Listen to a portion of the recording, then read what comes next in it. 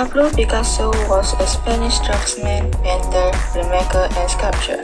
He was the most dominant and influential artist of the first half of the 20th century. In the art world, he is known as Pablo Picasso.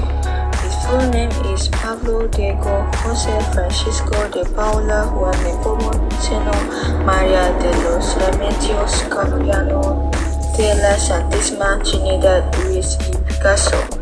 He was born October 25, 1881 in Malaga, Spain, and died April 8, 1973 in Morgins, France.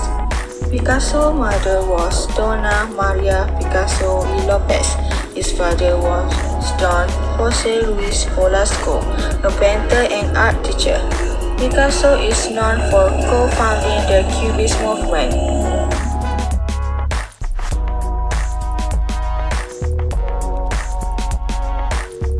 Picasso's father began teaching him to draw and paint when he was a child, and by the time he was 30 years old, his skill level had surpassed his father's. Soon, Picasso lost all desire to do any schoolwork, choosing to spend the school days doodling in his notebook instead.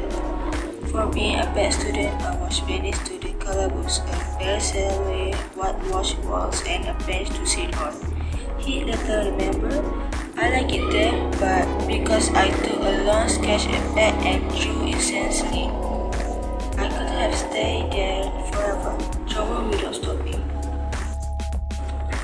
In 1895, when Picasso was 40 years old, his family moved to Barcelona, Spain, where he quickly applied to the city's prestigious School of Fine Arts. Although the school typically only accepted students several years in senior, Picasso's entrance exam was so extraordinary that he was granted an exception and admitted. In 1897, a 60-year-old Picasso moved to Madrid to attend the Royal Academy of San Fernando.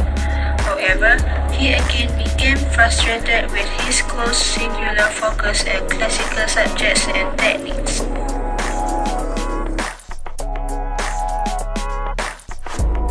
He was a confluence of influences from Paul Cézanne and Henri Rousseau, to a guide and tribal art that encouraged Picasso to lend his figures more structure and ultimately set him on the path toward Cubism, in which he deconstructed the convention of perspective that had dominated painting since the Renaissance.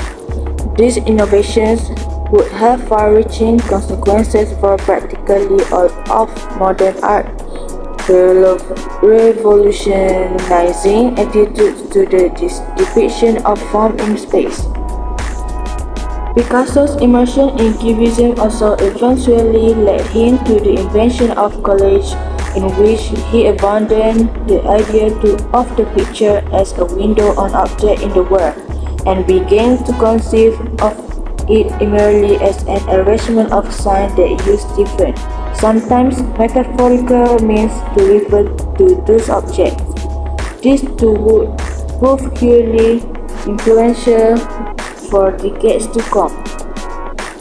Picasso had an eclectic attitude to style, and although at any one time his work was usually characterized by a single-dominant approach, he often moved interchangeably between different styles, sometimes even in the same artwork.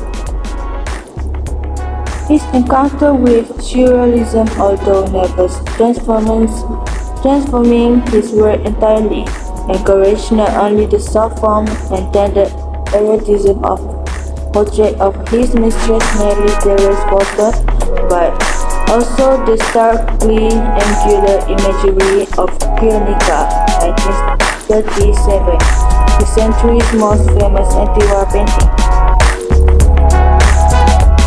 Picasso was always eager to place himself in history, and some of his greatest works, such as Les Demoiselles d'Avignon, 1907, refer to a wealth of past presidents, even while overturning them.